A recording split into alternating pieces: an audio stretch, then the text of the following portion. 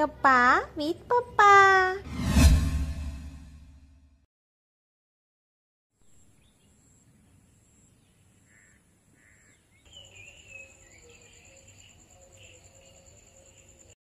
तुकाराम महाराज उठले आणि म्हणाले, अरे बाबा का तुम्ही जात नाही घरी? तर म्हणाले, आम्हाला एक समस्या आहे. समस्या आहे म्हणाले. समस्या तर विचारायची का तुम्हाला? तू विचारा म्हणाले. काय तुमच्या समस्या असतील तेवढ्या विचारा. तर ते काय करतात की आत्ता म्हणाले तुम्ही कीर्तनात सांगत होता पाचामुखी परमेश्वर, आम्हाला या गोष्टीचा संशय आहे.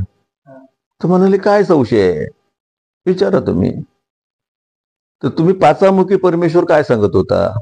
तर पाचामुखी परमेश्वर म्हणजे जे 5 जण एखादी गोष्ट ठरवतात ती सहज होऊन जाते आणि एकट्याचं तसं होत नाही. म्हणजे 5 शब्द असतो, तो शब्द असा असतो की तो पटतो 4 लोकांना. एकट्याचा शब्द रुचत नाही ना, 5चा रुचतो. म्हणून 5 बोललेलं हे परमेश्वर वाक्य मानतात. तर त्याच्यामुळे हे म्हणाले आमचा एक प्रॉब्लेम आहे, आम्ही 4 आहोत, आम्हाला 5वा माणूस पाहिजे, तुम्ही येऊ शकता का आमच्या बरोबर? तर म्हणाले इथे तर आता झोपणार, मग तुमच्यात येतो. त्यांनी व्यवसाय कशाला विचारला, काय काय हे कशाला विचारतात ते तुमचं त्यांना काय व्यवसायाचं त्यांच्या माहित नव्हतं. 4 आहोत, 5 जण हवेत ना, मग तुम्ही याल का? तर ते म्हणाले येतो आम्ही. मी येतो ना, आता इथे झोपणार त्यापेक्षा तुमच्या बरोबर येतो. तुमच्या बरोबर येतो.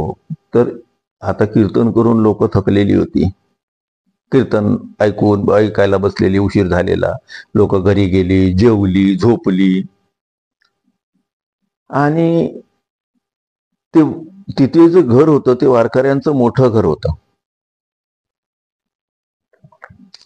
तो त्या भागाचा एक प्रमुख वारकरी होता. तर ते झोपले तिथे. आणि ह्या चोरांनी तिथे त्यांच्याच घरावर छापा टाकायचं ठरवलं. त्यांच्यावर छापा टाकायचं ठरवलं. तर तुकाराम महाराजांना काय करायचं, कुठे पण जाऊ, आता शब्द दिला तुम्हाला येतो म्हणून, मग आता काय शब्दाला जागायचं. गेले बरोबर. ह्या लोकांनी काय केलं की तुकाराम महाराज मागच्या मागे पळून जातील म्हणून तुकाराम महाराजांना घराच्या छपरावर चढवलं त्या लोकांनी. आपण गेले बरोबर, ती एक रीप कापली, यांच्याजवळ सगळं साहित्य, हे दोरी वगैरे, दोरीला धरून उतरायचं, असं सगळ्या गोष्टी होत्या त्यांच्याकडे.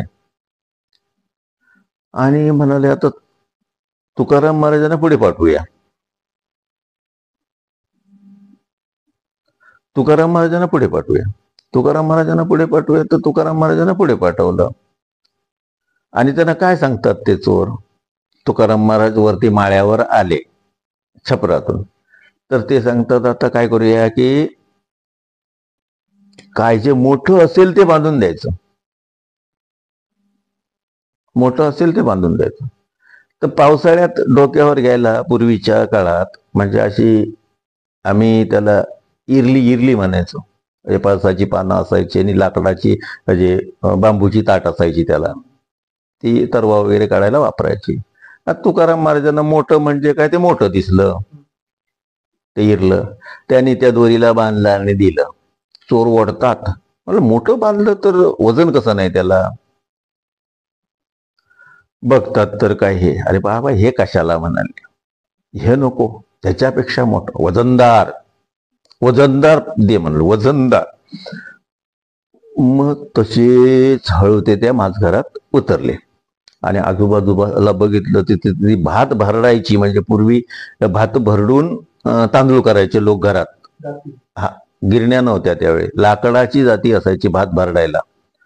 तर ते दिसलं, तर ते बांधलं आणि दिलं, वजनदार बांधलं. त्याने ते मरेपर्यंत घेतलं ओढून ते वरती. माळ्यावर घेऊन बघितलं तर काय ही भात भरडायची गिरट आहे. मग म्हणाले बाबा हे नको का, हे काय करायचंय. तर म्हणाले आता तुम्ही या ना. आणि हे त्या घरातून हळू, उजेड नव्हता ना, अंधारातून पुढे पुढे पुढे पुढे सरकत गेले. त्या वारकऱ्याचं घर मोठं होतं आणि ते चौघेही माझघरात उतरले. चौघे माझघरात उतरल्याबरोबर तुकाराम महाराज पुढे पुढे सरकत गेले आणि हे चौघे माझघरात आले. माझघर म्हणजे वळई पूर्वीच्या, आताच्या याच्यामध्ये हॉल त्याला म्हणतात, हॉलमध्ये ते सगळे उतरले. घरात काळोख होता आणि तुकाराम महाराज सरकत सरकत पुढे गेले तर समोर देवघर होतं. देवघरात तिथे समई तेवत होती, समई पेटलेली होती आणि त्या वारकऱ्यांचा हरिपाठ करायचा टाळ तिथे होता. तो टाळ आणि समोर पांडुरंगाचा फोटो. तुकाराम महाराज म्हणाले मंदिरात आलो आणि तुकाराम महाराजांनी एकदम पुंडलिक वरदेव हरी विठ्ठल केल्याबरोबर सगळं वारकऱ्याचं घर उठलं. हॅट म्हणाले नमस्कार करायचा नाही, बाजूला सगळे. मी इथे तुम्हाला भेटायला आलेलो नाही, मी आलो तो फक्त चोरी करायला. मी एकटा नाही म्हणाले, चौघेजण आहोत, आणखी चौघेजण आहेत. अरे बापरे, ते वारकरी म्हणजे ते जे चोर होते ना, त्यांना पण खात्री होती की तुकाराम महाराजांच्या सानिध्यात आलेला माणूस कधीच बिघडणार नाही, तो घडणारच. तुकाराम महाराजांनी रात्री त्या वारकऱ्याच्या घरात चोरी करायला घुसले. सकाळी चावडीवर यांची मुलाखत चालू झाली.